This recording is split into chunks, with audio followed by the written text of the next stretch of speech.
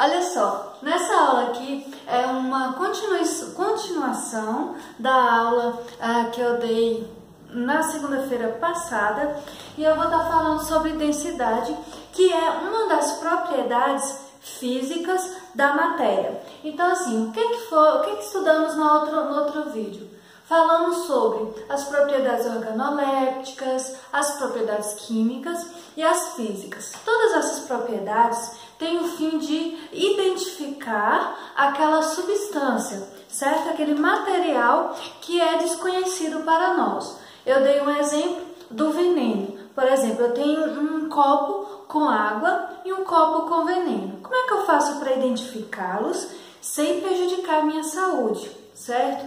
Então, temos as propriedades organolépticas que podemos identificar pelos sentidos. Então, esse aí é muito perigoso, né? Você experimentar algum material, alguma substância que você não conhece, ou então você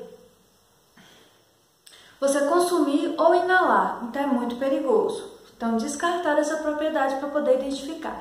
Temos as propriedades químicas, que é uma transformação, uma mudança que aconteceu naquela substância. Então, temos que esperar um pouco para ver se aconteceu alguma reação. Então, isso não é viável para nós para identificarmos.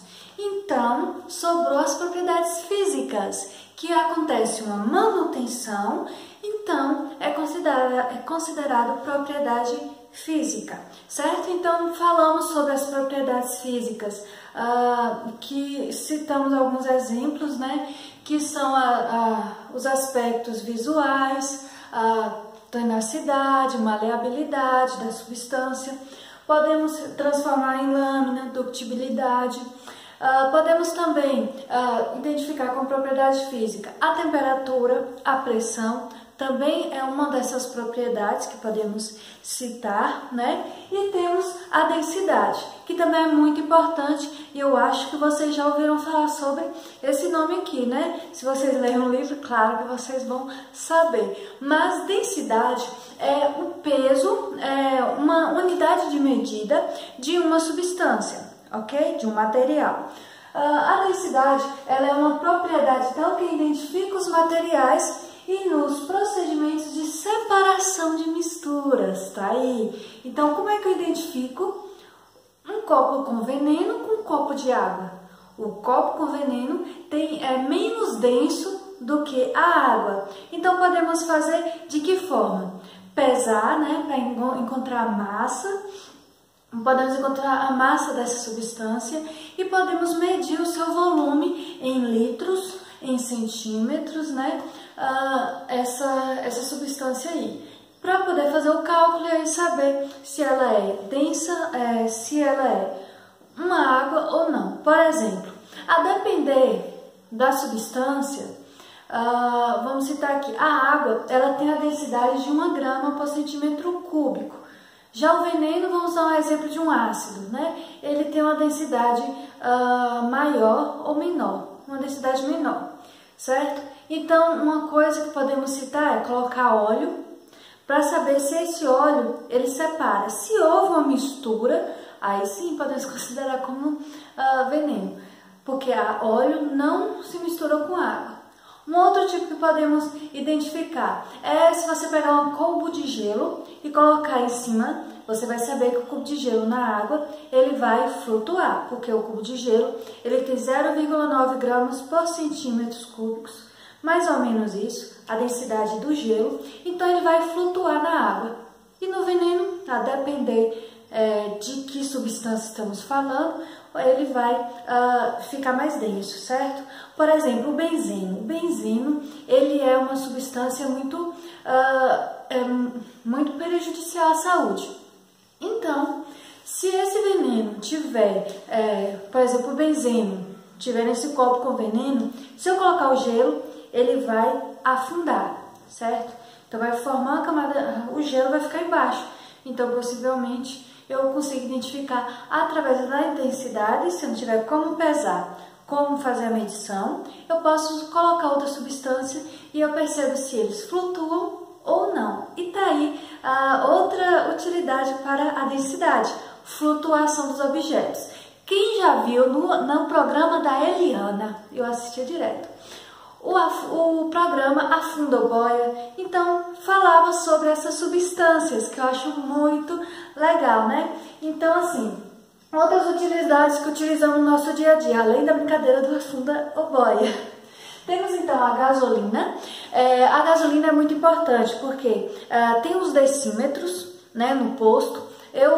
Muitas vezes não olhamos para aquilo, mas é importante para identificar se aquela gasolina ela tem adulteração ou não, certo? Então vai mostrar tudo no meu decímetro, a quantidade de água que tem ali, que tem uma porcentagemzinha, se ele tem álcool, outras misturas, então tudo vai estar lá na densidade. Se vocês quiserem um vídeo que fala sobre a densidade da gasolina, comentem embaixo, tá? Que eu vou estar respondendo, a depender das perguntas eu faço um vídeo sobre a densidade da gasolina e como identificar, olhar o decímetro e identificar por ali, certo?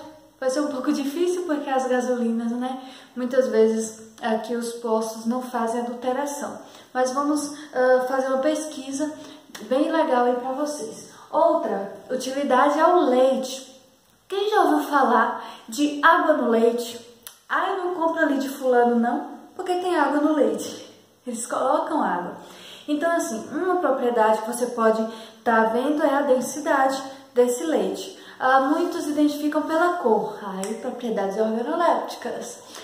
Quando fica uma cor mais azulada, eles sabem que ali houve adulteração, mas é bem difícil você saber por conta disso. Então a densidade é uma forma mais precisa. Para isso tem um aparelhinho que você mede a densidade do leite, você coloca lá dentro e faz a medição, ok? Temos a mineração. Muitos mineradores, principalmente os antigos, né, eles usam um aparelho chamado de bateia. Então tem um aparelho que é parecendo um chapéu chinês, que ele vai rodopiando, né? Aí os minerais mais densos vão ficar no interior da bateia. Vou colocar um videozinho aqui próximo a mim, como é que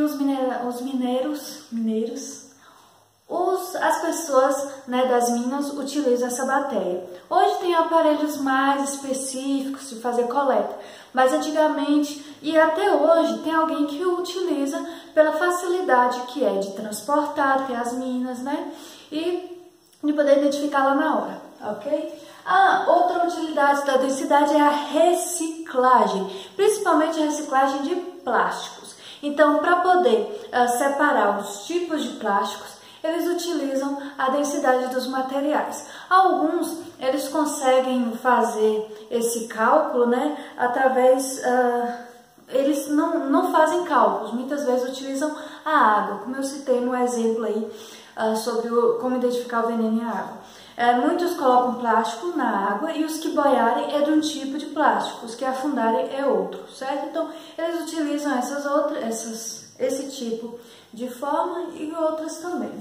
Bom, então assim, por que objetos eles vão flutuar e outros vão afundar? Eu vou deixar mais específico no outro vídeo, que eu vou falar aqui principalmente da dependência, né? O que depende uma substância flutuar ou não? Então, o que vai depender é o material que ele é feito, a depender se ele é um metal, se ele é um plástico ou se ele...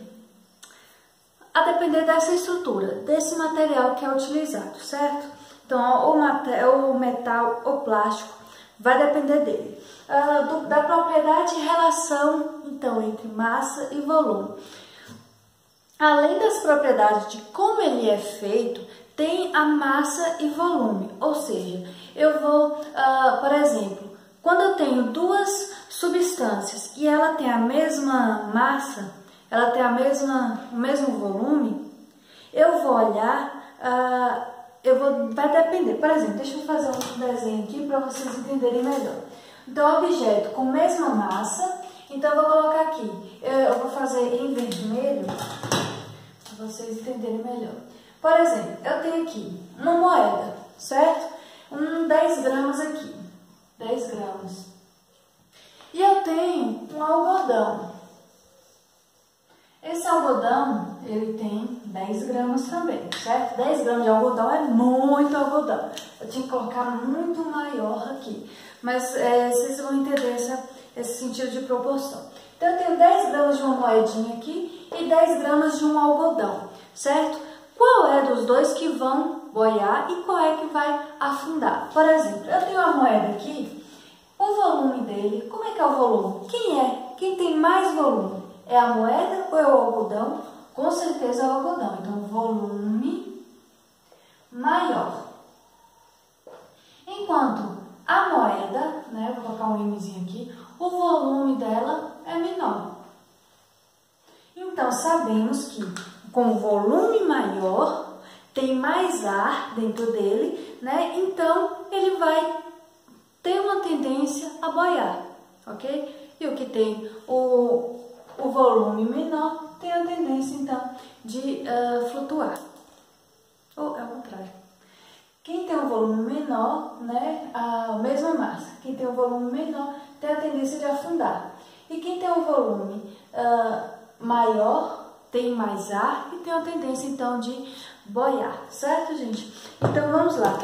Para quem é do primeiro ano, que tem acesso a esse livro, vamos fazer uma atividadezinha aqui da página, então, 27. Vocês vão utilizar, vão fazer o exercício do 5º, do 6º, do 7º e do 8º, certo? Vocês respondem no seu caderno, tira foto, manda pelo WhatsApp, Facebook, pode ser no Instagram também, que eu dou uma olhadinha lá.